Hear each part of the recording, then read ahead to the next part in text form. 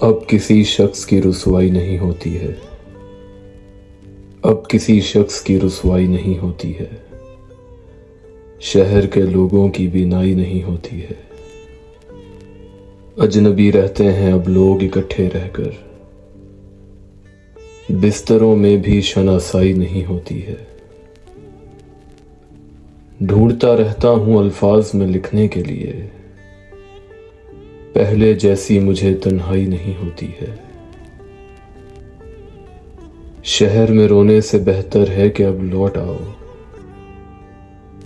گاؤں میں اتنی بھی مہنگائی نہیں ہوتی ہے۔ بیٹھا رہتا ہوں میں دل کھول کے اس کی خاطر، اس کی آنکھوں میں پذیرائی نہیں ہوتی ہے۔ میں غزل کہنے کی کوشش تو بہت کرتا ہوں، کیا کروں بات میں گہرائی نہیں ہوتی ہے۔ وہ میرے شعر سمجھ سکتا نہیں راہی، وہ میرے شعر سمجھ سکتا نہیں راہی، چوٹ جس نے بھی کھائی نہیں ہوتی ہے، چوٹ جس نے بھی کھائی نہیں ہوتی ہے۔